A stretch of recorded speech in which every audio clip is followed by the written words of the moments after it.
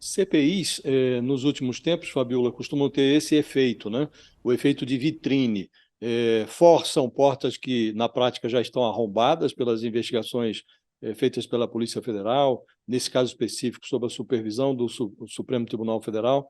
Mas esta CPI estava devendo, ontem ela mudou de patamar. O Delgatti, de fato, deu um outro patamar a essa CPI, e a senadora Elisiane Gama, que é a relatora, já fala em indiciar até o Bolsonaro e tal. A CPI tem poder de polícia, mas não é polícia, né? Quando a senadora diz que pode indiciar o presidente, na verdade, ela está dizendo que a comissão irá sugerir ao Ministério Público que promova o indiciamento e, eventualmente, denuncie o Bolsonaro e os outros que estão lá encrencados na comissão, né?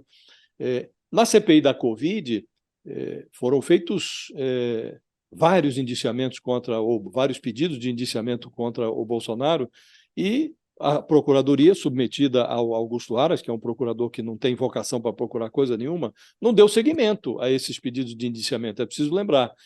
Hoje, o Bolsonaro está sob outra situação. Ele não é mais presidente, o poder dele está na curva descendente, e o procurador que analisará isso será o procurador a ser escolhido pelo Lula agora em setembro. Então, é um outro contexto completamente diferente. Agora, a minha sensação, Fabiola, é de que o principal problema do Bolsonaro está na Polícia Federal. A Polícia Federal está se equipando para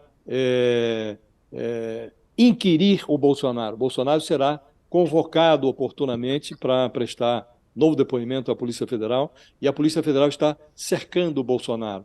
No caso do Mauro Cid, ela vai ganhar de presente uma confissão que deixa o Bolsonaro em situação muito complicada no caso da venda das joias, né? Nesse caso do Delgatti, que colocou o golpismo que desaguou no 8 de janeiro na copa do Palácio da Alvorada, na mesa de café da manhã do Palácio da Alvorada, neste caso específico, há muitos elementos, há muitos fios que a Polícia Federal pode puxar. Evidentemente, o Delgatti não merece crédito automaticamente, mas ele deu elementos que permitem à polícia puxar esses fios. O primeiro deles é o encontro, ocorreu o encontro. O Bolsonaro não tem como negar, tem imagem do encontro, tem o personagem entrando no palácio. O segundo elemento que permite à Polícia Federal investigar é a entrada do Delgatti no Ministério da Defesa. O Bolsonaro, ele mesmo, já admitiu que enviou o Delgatti ao Ministério da Defesa. Ele foi recebido pelo ministro Paulo Sérgio Nogueira, que era o ministro da Defesa. O Paulo Sérgio será chamado também a depor. Ele se encontrou com os oficiais que cuidavam do questionamento às urnas, ao sistema eleitoral, a mando do Bolsonaro. Esses oficiais, embora tenham se identificado nos encontros com o Delgatti por meio de pseudônimos, eles são, todo mundo sabe quem é que estava trabalhando na contestação ao sistema eleitoral, serão chamados também a depor. E o Delgatti entrou pela porta dos fundos, mas em entrevista a nós mesmos, aqui no UOL, o hoje ministro da Defesa, o José Múcio, ele já reconheceu, ele esteve aqui no Ministério da Defesa. Então, esse é outro fato incontornável. Então, há uma série de elementos que permitem à Polícia Federal investigar o Bolsonaro. Num caso, o caso das joias, o Bolsonaro está muito encrencado, muito difícil ele sair da encrenca em que se meteu. Neste outro caso, há muita matéria-prima para a Polícia Federal trabalhar. Então, quer me parecer, Fabiola, que não há dúvida quanto ao fato de que o Bolsonaro está fazendo uma excursão pelos 9 círculos do inferno de Dante. E quer me parecer que o círculo mais complicado está na Polícia Federal.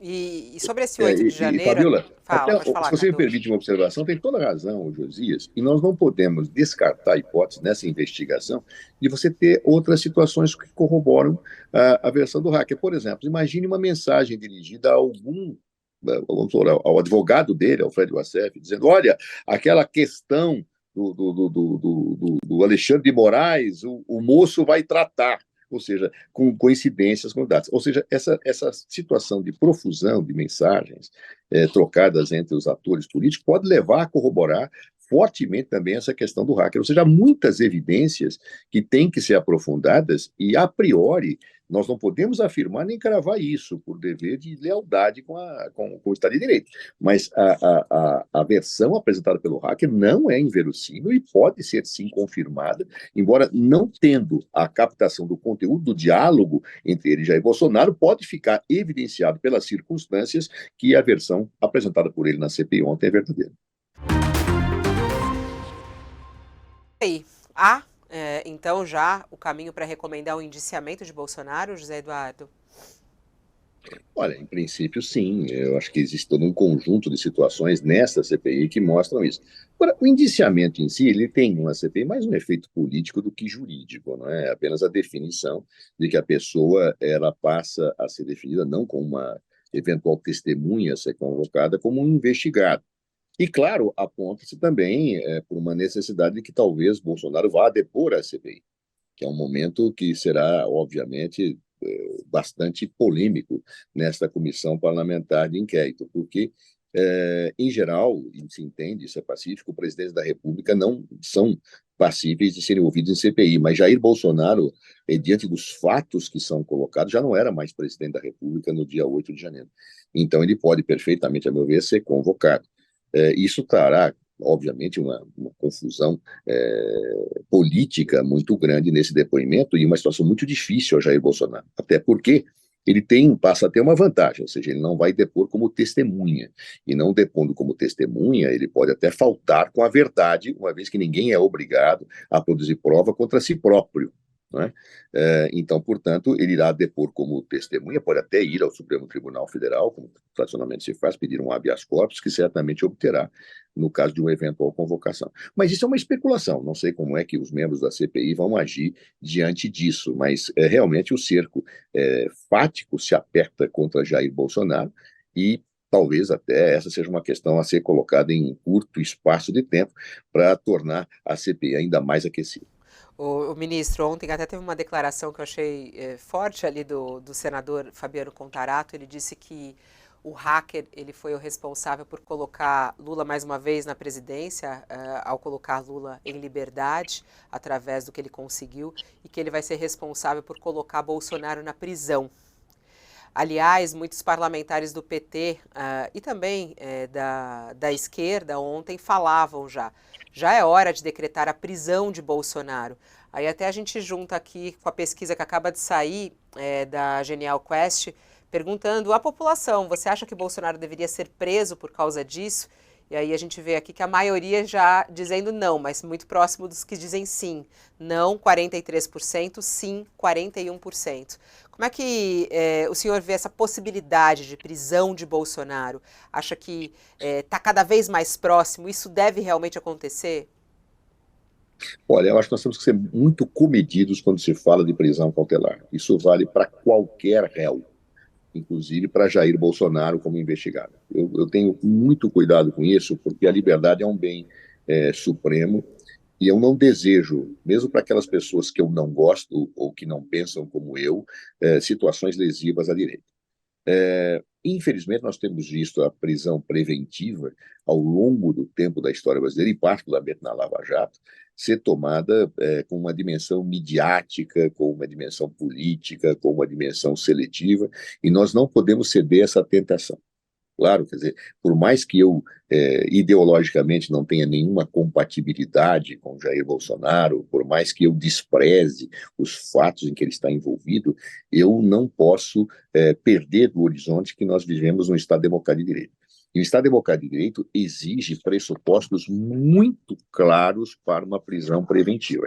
Não é uma retribuição, não é uma antecipação de sanção. Eu tenho que ter aquelas hipóteses configuradas para que possa ser definido. No caso, eu, neste momento, não vislumbro os pressupostos da preventiva, salvo o ministro Alexandre de Moraes tenha lá fatos que comprovem a possibilidade dessa cautelar. Eu não quero dizer com isso, repito, que eu não vejo uma culpabilidade em Jair Bolsonaro. Vejo. Eu acho que já há prova contra ele, muito contundente. No caso da Joyce, parece evidente, claramente posta e a ser confirmada, inclusive, pelo depoimento do Chilcide. Mas prisão preventiva eu ainda não vislumbro. Então, por mais que nós possamos ter, muitas vezes, um desejo de colocar os nossos adversários político-ideológicos, as pessoas que nós não gostamos, as pessoas que nós execramos na cadeia, eu acho que a lei vale para todos. Nós temos que ser muito comedidos, não só em relação a Jair Bolsonaro, como a qualquer cidadão ou cidadã brasileiro, no que diz relativamente a respeito aos pressupostos da prisão preventiva. A reação pelo lado do Bolsonaro no caso da Joyce é mais complicado porque tem mais documentação e diálogos, né? No caso do hacker, eles vão falar que é mentira e pronto. Quer dizer, como é um diálogo dos três, é a palavra de um contra o outro, mas é o que disse o ministro, né? A justiça vai julgar pelo conjunto da obra ali, pelo contexto e por outras evidências. Agora, o que me chamou a atenção também ali foi ele frente a frente com o ex-ministro Sérgio Moro, e o Moro tentando desqualificá-lo. Vamos assistir, Mônica, vamos colocar aqui para o pessoal assistir, que aí você já comenta em cima. Quantas pessoas foram vítimas do estelionato que o senhor praticou? Relembrando que eu fui vítima de uma perseguição em Araraquara, inclusive equiparada à perseguição que Vossa Excelência fez com o presidente Lula, integrantes do PT, e ressaltando que eu li as conversas de Vossa Excelência e li a parte privada e posso dizer que o senhor é um criminoso contumaz. Cometeu diversas irregularidades e crimes. Eu diria aqui que fosse advertido o depoente que não pode chamar um senador de criminoso cometendo crime de calúnia. Peço escusas, então. O bandido aqui, desculpe, senhor Walter, que foi preso é o senhor. O senhor não foi preso, o senhor foi condenado. O senhor foi condenado. O senhor é inocente como o presidente Lula, então, é isso? O senhor invadiu o dispositivo, então, de pelo menos 176 pessoas? Sim, acredito que mais que isso. Inclusive, eu cheguei às conversas de Vossa Excelência com o então procurador Dallagnol, e essas conversas elas foram chanceladas pelo STF e são utilizadas até hoje para anular condenações de pessoas inocentes. Pessoas que cometeram crimes contra a Petrobras roubaram dinheiro, é isso? Eu fico com a versão do STF que... Sérgio Cabral, por exemplo, é inocente. O pessoal foi a loucura. A princípio, esse hacker é rápido, né? Mas o que me chama a atenção, Fabiola, que é o seguinte, o Sérgio Moro, ele tenta desqualificar o hacker falando coisas verdadeiras do hacker, né? Foi condenado, fez isso, fez aquilo, que o próprio hacker assume, né? Ele fala, não, eu grampeei muito mais gente, né? Não foi nem só 170, muito mais gente. Só que a vida do Sérgio Moro, pelo menos a parte notória, na 13ª Vara Criminal de Curitiba, era pegar bandidos condenados que ele condenava e dar credibilidade às palavras desses bandidos para poder chegar a outras pessoas. Então, quer dizer, é totalmente incongruente, até com a carreira dele, ele falar que pela pessoa ter um passado e uma ficha corrida como a do hacker, ele não pode estar ali para dar depoimento sobre o que ele fez, sobre os crimes dos quais ele participou. Ele estava na cena do crime e, portanto, ele pode falar porque ele estava na cena do crime. Então, o Moro sabe disso e usou muito esse instrumento e deu credibilidade, inclusive, a delações que depois se mostraram fictícias, né? Como, por exemplo, a do Antônio Palocci, né? Palocci era um santo quando foi lá diante dele fazer delação, ou quando foi lá diante da Polícia Federal fazer delação. Palocci confessou um monte de coisas, né? Enriqueceu, confessou uma série de crimes, e a ele foi dada a maior credibilidade do mundo pelo Sérgio Moro, inclusive vazando o depoimento do Palocci na véspera da eleição de Haddad versus Bolsonaro, que beneficiou o Bolsonaro, de quem ele depois virou ministro. Então, quer dizer, a moral do Sérgio Moro, nesse sentido, para falar de ficha corrida de um depoente, é zero, né, Fabiola? O que você achou, Cardoso? O que você achou? O Cardoso não para de rir ali. Eu não sei. Ele não para de rir. É muito engraçado, quer dizer, o que leva ao Sérgio Moro a fazer essa arguição? O que ele queria com aquilo? Ele queria desmoralizar o condenado, é isso que já foi condenado? Ele queria chamar para ele o problema da situação que o atingiu muito fortemente e que tirou a sua credibilidade, que foram as mensagens trocadas por ele com outras autoridades da Lava Jato. Então, é inacreditável a falta de de juízo e de inteligência política, vamos chamar assim. O Moro não queria, porque se ele não fosse na arguição, ficaria talvez ruim. Ele poderia ter ido lá, ter feito um discurso dizendo, olha, eu não reconheço a autoridade desse senhor, esse senhor praticou delitos, etc., então não vou fazer nenhuma pergunta, até porque me considero suspeito, etc., e vai embora.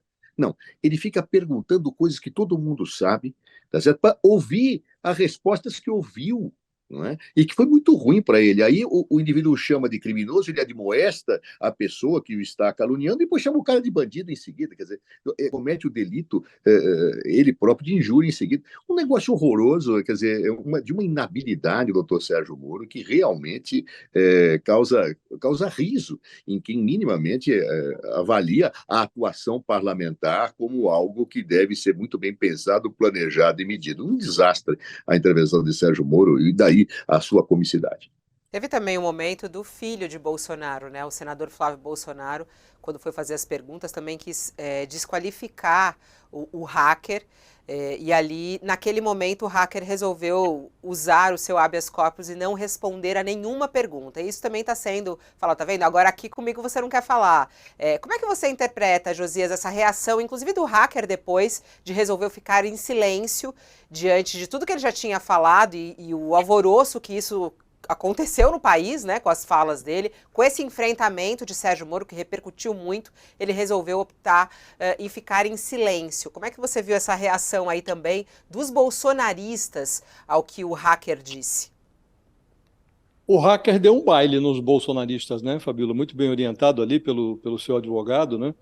Ele transformou essa CPI, que é preciso sempre lembrar que foi instalada a pedido dos bolsonaristas, transformou essa CPI num canhão contra o Bolsonaro. A Rosângela Moro, a mulher do Moro, estava inscrita para interrogar o Walter Delgatti. Ela fugiu, saiu de fininho, porque depois que ela viu o baile que o marido levou, ela não quis entrar nessa confusão, ela nem apareceu lá. O nome dela foi chamado, mas ela não estava presente para fazer as perguntas. O Sérgio Moro fez 3 gols nessa sessão, todos contra. O primeiro gol contra do Moro foi usar uma CPI sobre um golpe, uma tentativa de golpe sobre o 8 de janeiro para fazer uma vingança pessoal com o hacker que desmoralizou a atuação dele como juiz. O segundo foi desqualificar uma estratégia que ele usou à farta quando era juiz da Lava Jato.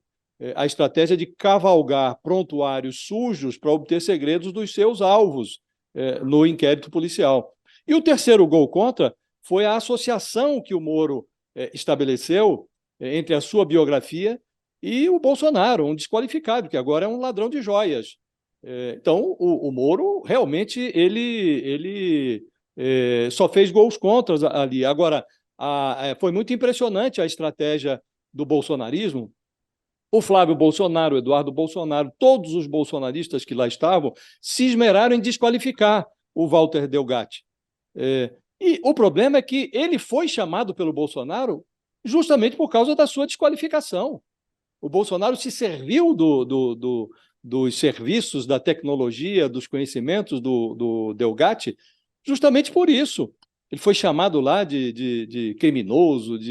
Então, quando eles realçaram o prontuário mal cheiroso do Delgatti, eles potencializaram a fedentina que exala do encontro que o Bolsonaro teve lá no Palácio da Alvorada. Ele serviu um café da manhã para o Delgatti. Então, a Polícia Federal vai interrogar hoje, já deve estar interrogando a essa altura, novamente, ou vai começar daqui a pouco, o Delgatti, porque ele tinha prestado depoimento na véspera e contou lá na CPI muita coisa que ele omitiu no depoimento. Conversou com o advogado de Bolsonaro, né, Mônica? Sim, e ele falando que nada vai mudar com essa confissão de Mauro Cid, é isso? Ele diz o seguinte, o que eles estão, qual é a linha da defesa? O Bolsonaro recebeu essas joias de presente, essas joias foram catalogadas quando ele recebeu no acervo dele, quem catalogou foram funcionários do governo, e, pela lei, ele tinha o direito de vender essas joias. Como ele tinha o direito de vender essas joias foram vendidas e ponto final. Né? Não há crime nisso. Depois, posteriormente, é que o Tribunal de Contas da União determinou a devolução. E aí elas foram devolvidas. Aí já num novo capítulo, né, Fabíola, daquela confusão da recompra das joias. Mas o que eles invocam aqui? Estou até lendo aqui. Eles invocam uma lei, a Lei 8.394, da época do Collor, que procurou regularizar aí os acervos, e disse o seguinte, ó: os documentos de constituição presidencial privado são, na sua origem, de propriedade do presidente da República, inclusive para fins de herança, doação ou venda. Aí depois, isso aí falava de documentos, era muito genérico. O Fernando Henrique baixou um decreto que dizia o que é o acervo de um presidente da República. Então, eles falam aqui: o acervo documental privado dos presidentes da República são conjuntos de documentos, de qualquer suporte, arquivo, bibliografia, museologia, papapá, papapá, papapá, e aí, em determinado momento, fala livros, periódicos, obras de arte e objetos tridimensionais. E é aqui que eles falam que as joias eram objetos tridimensionais, portanto, as joias poderiam ser vendidas. Essa é a linha de argumentação da defesa do ex-presidente da República. Então, ele fala, o Cid confessar ou não confessar não faz nenhuma diferença. Faz sentido, Cardoso, isso? Quer dizer, não é crime? Não, eu acho que a Mônica foi muito precisa na evolução, mas depois disso teve decisões do Tribunal de Contas da União interpretando essa situação. E a prova de que eles sabiam, a meu ver, que era ilícito os diálogos e a maneira com que eles fizeram. Se fosse absolutamente ilícito, por que não vender isto tranquilamente em algum lugar aí, né? Não, foram vender no exterior, escondido, levando, né?